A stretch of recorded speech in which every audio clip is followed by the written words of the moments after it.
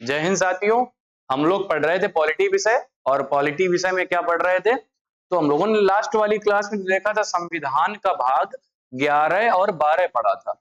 और आज वही पॉलिटी की क्लास को आगे बढ़ाते हुए संविधान का भाग हम लोग देखेंगे कौन सा, 13 और 14। ठीक है, भाग 13 में क्या कहा गया, एक बार ओरली हम बताए दे रहे हैं आज की क्लास कैसी अपनी और क्या क्या हमें देखने को मिलने वाला है आज की क्लास में, तो ये बताए दे रहे, फिर हम लोग शुरू करते हैं। भाग 13 में आपको पढ़ने को मिलेगा कि कैसे भारत में व्यापार आप कर सकते हैं, वाणिज्य कर सकते हैं, और आपको कितनी प्रकार की स्वतंत्रताएं हैं और क्या क्या पाबंदी आपके ऊपर लगाई जा सकती हैं। अगर आप भारत में रह रहे हो तो अगर आप व्यापार करना चाहो तो आपको कहां और कैसी स्वतंत्रताएं मिल सकती हैं। अब आप कहोगे सर ऐसे कैसे, व्यापार की तो स्वतंत्रता है, हमारे पास फ्रीडम है, क्यों सोनिका, व्यापार की स्वतंत्रता है। तो कल को फिर बाजार में सब्जी की जगह अगर आपने कहीं असले बेचना शुरू कर दिया, कट्टे लगा लिए, दुकान लगा ली पाकिस्तान और अफगानिस्तान जैसे, तो फिर क्या चल सकता है भारत में। तो कुछ चीजों पर पाबंदियां भी हैं। अब व्यापार करने के लिए अब पता चले कल को उत्तर प्रदेश में शराब बैन हो जाए, ठीक है, मदिरा को बैन कर दिया जाए, फिर क्या करोगे। फिर सीधी सी बात है, उस स्थिति में वो चीज आप उस जगह पर नहीं बेच सकते, तो कुछ प्रतिबंध भी लगाए जा सकते हैं। ठीक है, स्वतंत्रताएं भी हैं, किस प्रकार की हैं, अगर हम कोई नॉर्मली व्यापार करना चाहें तो कर सकते हैं, किसी भी प्रकार से कोई भी, चाहे पुलिस का अधिकारी हो चाहे कोई भी अधिकारी हो, आपसे किसी भी प्रकार से आपको परेशान नहीं कर सकता, आपको स्वतंत्रता है, लेकिन कुछ एक नियम कानून के तहत। अब आप फुटपाथ के ऊपर में लगभग आधा रोड कवर करके अगर ठिलिया लगा लें केले की, तो क्या ऐसा हो सकता है, तो फिर तो रोकेगा ही, सीधी सी बात है। तो एक तो आज अपनी क्लास में भाग 12 रहने वाला है, जिसमें क्या देखने को, भाग 13 सॉरी, जिसमें देखने को मिलेगा अपने को वाणिज्य और व्यापार भारत में अगर करना है तो कैसे कैसे क्या क्या कर सकते हैं और किस अनुच्छेद के तहत में कौन सा प्रतिबंध है या क्या है। ठीक है, इसके बाद में भाग 14 में जो बताया गया, भाग 14 में जो बताया गया वो क्या बताया गया कि भारत में सिविल सर्विसेज, अर्थात यहां पर सिविल सर्विसेज का मतलब यह है कि संघ लोक सेवा आयोग होगा और राज्यों का राज्य लोक सेवा आयोग होगा, और वो भारत में आईएएस, आईपीएस, आईएफएस इन सभी के एग्जाम्स को कंडक्ट करवाएगा। और ये सभी जो एग्जाम्स में जो खासकर सिविल सर्विसेज के जो सर्वेंट होंगे वो क्या, तो उनसे संबंधित यहाँ पर कई सारी बातें बताई गई। ठीक, तो हम लोग शुरू करें क्लास आज की। ठीक है, तो भाग 13 जिसमें बात करेंगे हम लोग 301 से लेके अनुच्छेद और अनुच्छेद 307 तक। इसमें क्या रहने वाला है, भारत में व्यापार एवं वाणिज्य। अगर आपसे पूछा जाए भाग 13 में क्या बताया गया, तो भारत में व्यापार एवं वाणिज्य बताया गया। अनुच्छेद 301, अब तुम लोगों को इधर से दिख रहा है, ठीक है, अनुच्छेद 301 इसमें क्या बताया गया कि भारत में व्यापार और वाणिज्य की स्वतंत्रता है, लेकिन कब तक, तो हमने बता ही दिया, तब तक जब तक आप किसी भी प्रकार से सरकारी नियम को ना तोड़े। जैसे कि अगर कहीं किसी राज्य में प्रतिबंधित है, क्या शराब प्रतिबंधित है, तो वहां पर शराब का व्यापार नहीं कर सकते हैं आप, पहली बात वैसे भी नहीं कर सकते। या फिर बोल सकते हो कि किसी भी प्रकार से ऐसी चीजें, ऐसी वस्तुएं, अब अगर आपसे कह दिया जाए कि क्या आप गांजे का व्यापार कर सकते हो, अफीम का व्यापार कर सकते हो, नहीं कर सकते हो भाई, पर प्रतिबंधित है, इन चीजों पर नियम कानून है, तो इनको बेचने की स्वतंत्रता थोड़ी ना है कि गांजा लगा लिया, अफीम लगा ली और दुकान शुरू कर दी है। तो ऐसे कुछ नियम है, जैसे कि आगे भी देखेंगे कई चीजों के बारे में। आगे देखते हैं अनुच्छेद, समझ गए, 301 में व्यापार की स्वतंत्रता भारत में। 302 अनुच्छेद 302 में क्या बताया गया, संसद को यह अधिकार है कि वह राष्ट्र हित को ध्यान में रखते हुए व्यापार और वाणिज्य पर प्रतिबंध लगा सकती है। संसद को यह अधिकार है कि वो व्यापार से संबंधित या वाणिज्य से संबंधित कोई भी प्रतिबंध लगा सकती है। ठीक है, जैसे कि अभी बताया, कौन सा, मान लिया कि आप किसी भी प्रकार से भारत में अगर आप रहते हैं तो असले का व्यापार नहीं कर सकते, असला अर्थात वही गन्स, वेपन वगैरह, इन सब का व्यापार नहीं कर सकते हो। क्यों सोनिका, कट्टा तो नहीं बनाती हो, चलाते हैं। अरे वाह, ये देखो, देखा ना, ये चलाते हैं सर। तो हम बता रहे, ये हंसी मजाक की बात हंसी मजाक में है। तो मुद्दे की बात यह है कि आप इसका व्यापार नहीं कर सकते हो, गांजे का व्यापार नहीं कर सकते, उन सब नशीली पदार्थों पर, ज्यादातर जो बहुत ज्यादा नशीले पदार्थ हैं जैसे कि ड्रग्स, इन सब का व्यापार नहीं कर सकते हो। तो ये सब क्या है, प्रतिबंधित है, और इस पे नियम कानून कौन बनाएगी, भारत की संसद। ठीक, अगला अनुच्छेद देखते हैं, अनुच्छेद 303। सुप्रीम कोर्ट और हाई कोर्ट ऐसे नियम बनाने पर संसद और उस राज्य के विधान मंडल पर रोक लगा सकती है जो एक दूसरे को प्रभावित करते हो। इसका मतलब यह है कि अगर सुप्रीम कोर्ट और हाई कोर्ट ऐसे नियम जो बने हो, जो राज्यों ने बनाए हो, और उससे राज्य के कुछ व्यक्तियों को या फिर बहुत सारे लोगों को उससे नुकसान हो रहा है, या फिर बोल सकते हो कि वो परेशान हो रहे हैं उस चीज के लिए, तो उस जगह पर सुप्रीम कोर्ट और हाई कोर्ट उन नियम को क्या कर सकती है, तो ऐसे नियम को हटा भी सकती है, रोक लगा सकती है जो प्रभावित करें। अब उदाहरण के तौर पे हम आपको एक बात बताते हैं। अब जैसे अफीम की खेती करना या अफीम को बेचना सही है क्या गलत, नशीला पदार्थ है भाई, गलत है कि नहीं है? लेकिन सही कैसे है, अफीम से एक दवा बनती है जिसको बोलते हैं मार्फीन, और मार्फीन का उपयोग किया जाता है जब आपके किसी भी अंग को सुन्न किया जाता है एनेस्थीसिया बोल सकते हो, हाँ वही। तो जब किसी भी भाग को अपने शरीर के सुन्न किया जाता है, अगर यहाँ से कट लग गया, अब यहाँ टांके लगाने तो डॉक्टर यहाँ पर छोटे छोटे पिन लगाते हैं, या दांत उखड़वाने गए छोटे छोटे यहाँ पर छोटी छोटी सुइयां लगा देते हैं, तो उतना एरिया हो जाता है सुन्न, फिर उसमें कुछ भी चीर फाड़ करते रहो तो दर्द का एहसास नहीं होता है। तो जो मार्फीन होती है यही दवा होती है, और ये बनती कैसे है, अफीम से।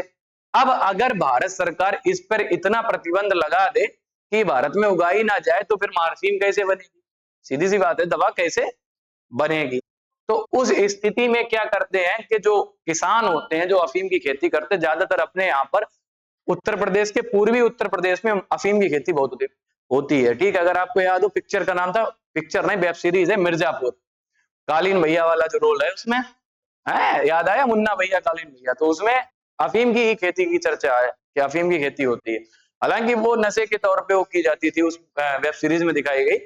यहाँ पर अगर किसी भी किसान को खेती करनी है अफीम की, तो वो सीधे जाए वहां पर डीएम साहब से या फिर जो भी हो उनसे परमिशन ले जाके, और फिर परमिशन के हिसाब से डीएम साहब बताएंगे अगर आपके पास 20 बीघा खेती है तो 1 बीघा में आप ये कर सकते हो, और उसके ऊपर प्रॉपर वो जांच वाच करते ही रहेंगे, या घूमते ही रहेंगे, चक्कर कटवाते ही रहेंगे लोगों को, अपने पुलिस अधिकारी हो गए उनको भेजते रहेंगे, देखो कहीं ऐसा तो नहीं है कि ज्यादा किया हो और नशा के तौर पे बेच रहा हो। तो ये सब ठीक है। तो ये बात हो गई काय को लेके। अब अगर ऐसी कोई दिक्कत आती है तो हाईकोर्ट और सुप्रीम कोर्ट क्या कर सकता है, तो ऐसे नियम कानून को थोड़ा बहुत ऊपर नीचे कर सकता है या रोक भी सकता है, पूर्णतः प्रतिबंधित नहीं करेगा।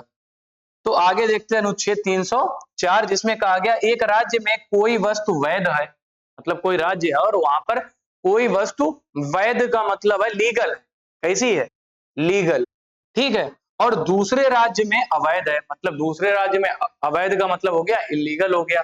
फॉर एग्जाम्पल इधर हो गया अपना यूपी और इधर हो गया बिहार, यहाँ पर शराब है इलीगल, मतलब शराब यहाँ पर बैन है।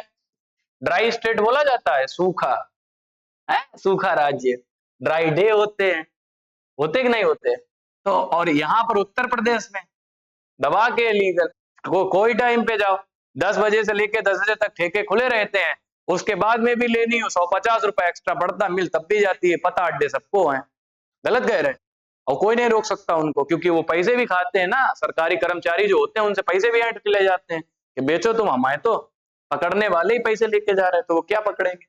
तो ये रहा, यहां पर प्रतिबंधित है, मतलब यहां पर कैसी है, ये अवैध है, और यहां पर क्या है, तो ये वैध है शराब बेचना।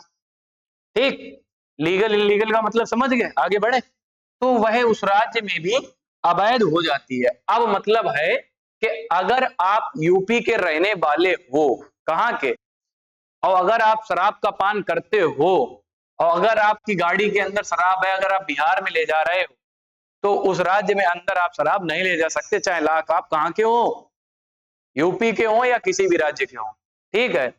तो आप उस राज्य के अंदर शराब नहीं ले जा सकते, वहां पर पूर्णतः बैन है। ऐसा नहीं कि केवल बिहार में बिहारियों के लिए ही बैन है शराब, सबके लिए बैन है। ठीक है, जैसे कि अब भारत में बात की जाए कि भारत में गौ हत्या पर प्रतिबंध है। क्यों मनीष? है, गौ हत्या नहीं कर सकते हो, गाय हमारी माता है। हाँ, आगे वो देखो तुरंत बोली हमें कुछ नहीं आता है। मौके ही चाहिए होते ना, बोलना ही है। वो देखो अपने मन से एक्सेप्ट कर लिया हमें कुछ नहीं आता है, गाय हमारी माता है। तो बात जो हम कह रहे थे वो बात ये थी कि जैसे कि अपने यहाँ पर गाय गौमांस बैन है, कि आप किसी भी तरह से गौमांस का व्यापार नहीं कर सकते और गाय की हत्या नहीं कर सकते, प्रतिबंधित है कि नहीं है? ठीक। फिर भी विश्व का सबसे बड़ा बीफ जिसको बोलते हैं क्या, बीफ, इसमें गाय का मांस, भैंस, हाँ ये सब, तो इन सब का मांस क्या है, आता है। तो भारत सबसे बड़ा विश्व का एक्सपोर्टर, मतलब निर्यात करता है, बेचता है भारत सबसे ज्यादा बाहर, काहे को, बीफ के मांस को। और बीफ पे पता है कितने % टैक्स है? जो काम खराब है उस पे पता है कितना % टैक्स है? बताओ कितना होगा?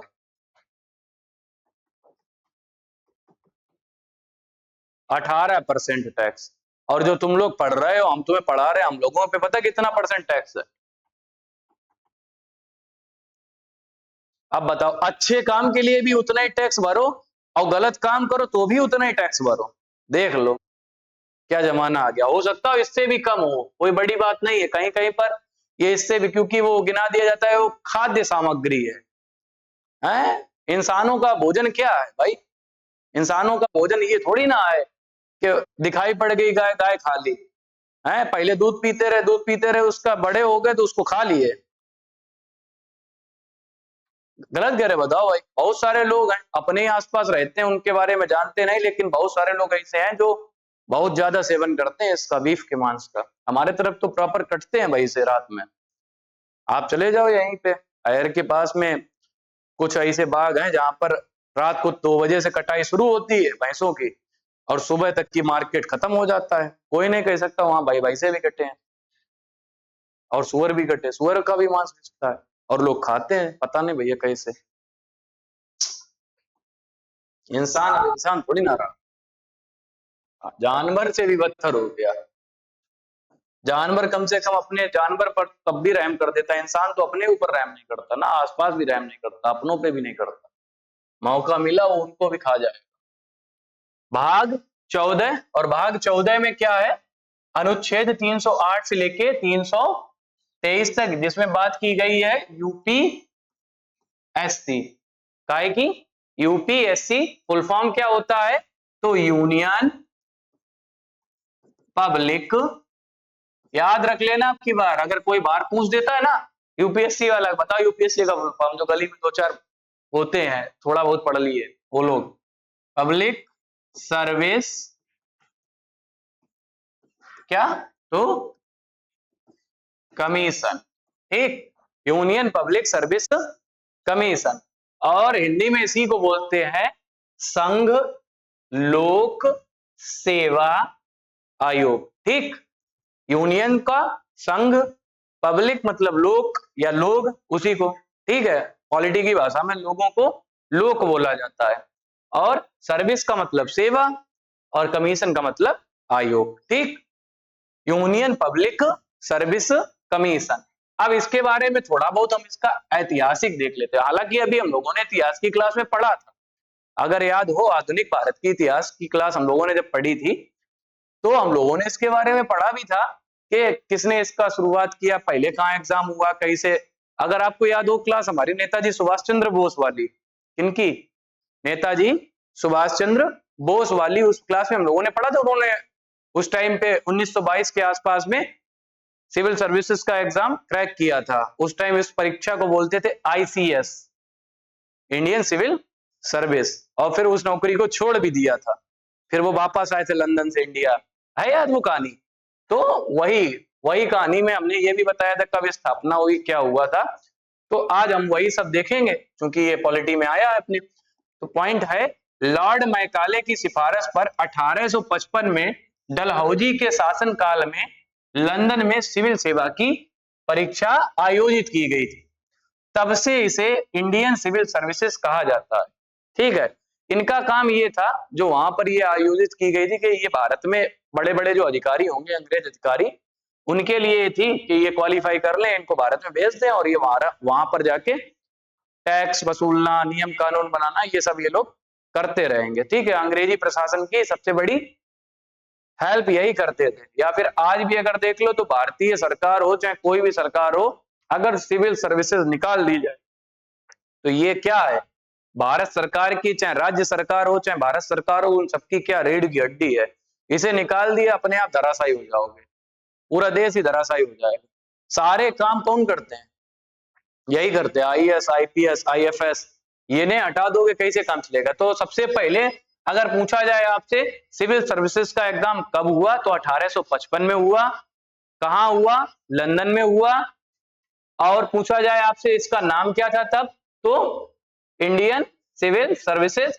और बात की जाए कि करवाया किसने था, तो लॉर्ड डलहौजी ने, इन्होंने सिफारिश की थी लॉर्ड मैकाले ने। मैकाले की शिक्षा नीति आती है, अंग्रेजी शिक्षा को बढ़ावा देना। इसी की शिक्षा नीति की वजह से तो इतिहास आज तक ऊपर नीचे हो रखा है, गड़बड़ाया है, कि हम लोगों को पढ़ने को कुछ और मिलता है और होता कुछ और है? वो इसी की देन है, इसी लॉर्ड मैकाले की है। और इसी ने सिफारिश की थी डलहौजी से, लॉर्ड डलहौजी से, और उन्होंने 1855 में ये एग्जाम कंडक्ट करवाया। आगे पॉइंट देखते हैं, भारत में कब से शुरू हुई, तो 1919 के एक अधिनियम में सिविल सर्विसेज के एग्जाम की चर्चा की गई कि भारत में आयोजित कराया जाए। ठीक है, ऐसा कुछ एक प्रस्ताव बनाया गया और प्रस्ताव मान लिया गया, और फाइनली इसका एग्जाम कब कराया गया, 1926 में एक आयोग का गठन किया गया जिसका नाम था सिविल सेवा आयोग। अब आयोग गठित हो गया, लेकिन एग्जाम इन्होंने क्या किया कि इससे पहले ही करवा लिया। आयोग को बाद में गठित हुआ, एग्जाम इन्होंने, जिसको बोलते थे शॉर्ट फॉर्म में आईसीएस। देखो बात इसी की है कि इसके अंदर जो ये संघ लोक सेवा आयोग है, इसी के अंदर होती है आईएएस की, आईपीएस, आईएफएस। वैसे ही उस टाइम केवल आईसीएस अर्थात आईएएस जो वर्तमान में है, केवल उसी का एग्जाम होता था, उसी को इस नाम से जाना भी जाता था। ठीक है, तो एग्जाम तो केवल इसका जो था आईसीएस का, यही मुख्य था। ये 1922 में भारत में करवा लिया गया था, और कहां पे करवाया गया था, तो इलाहाबाद में, यही अपना इलाहाबाद है, प्रयागराज जिसका वर्तमान नाम है। तो इसमें करवा लिया गया था। उस टाइम पे अगर पूछा जाए आपसे तो वायसराय कौन थे, तो लॉर्ड रीडिंग थे। ठीक, तो पहली बार भारत में ये आईसीएस का एग्जाम कब आयोजित किया गया, कब किया गया, 1922 में। कहां किया गया, इलाहाबाद में। वायसराय कौन थे, लॉर्ड रीडिंग थे। भारत में सबसे पहले संघ लोक सेवा आयोग की नींव कब रखी गई, तो 1919 में इस बात की चर्चा की गई, और फाइनली 1926 में ये आयोग बन गया। ठीक है, इसका गठन हो गया। आगे देखते हैं, सिविल सेवकों के पद की रक्षा की चर्चा किसमें है, अनुच्छेद 311 के। सिविल सेवा के जो सेवक होंगे, या फिर बोल सकते हो जो सिविल सर्विसेज के जो अधिकारी होंगे, उनकी रक्षा करने काय की, पद की।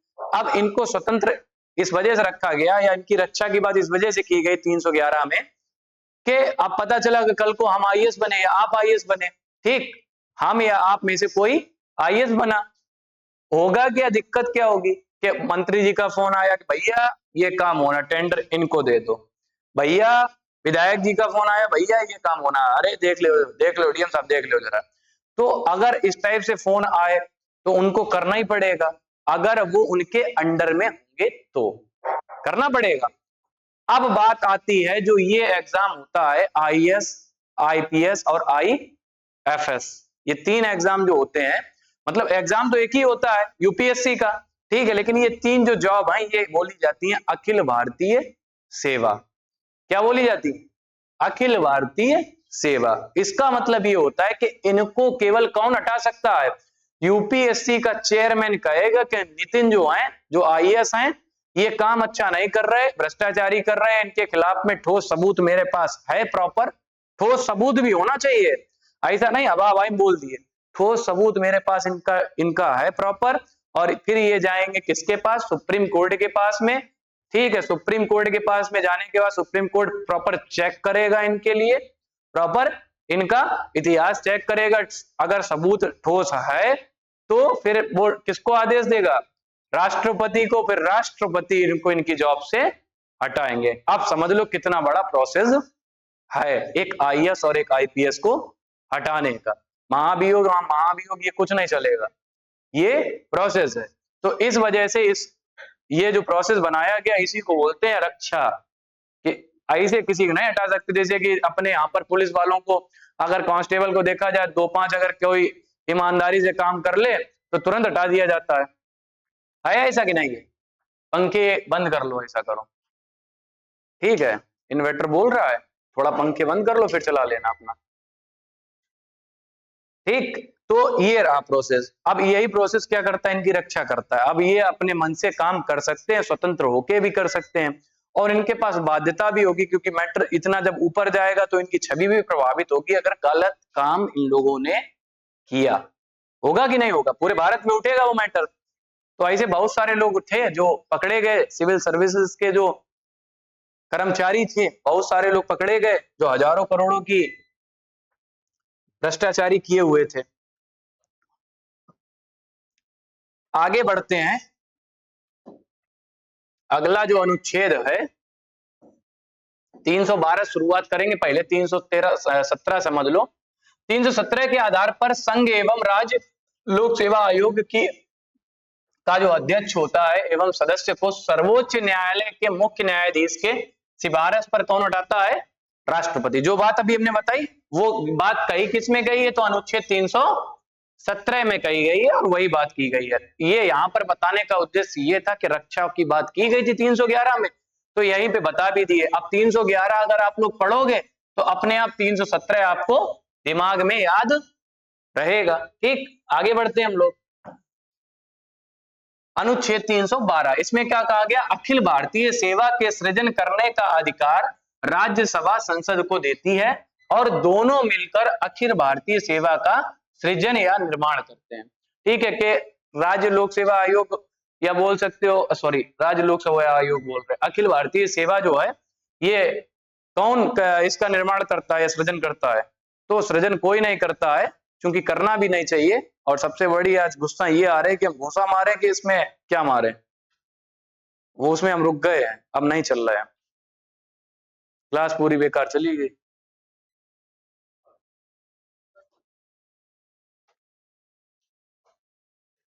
उसमें ऐसे हम कर रहा, रुकी गई पूरी तरह से क्लास, अब फिर दोबारा रिकॉर्ड करना पड़ेगा। हटा दो हम बाद में रिकॉर्ड ही कर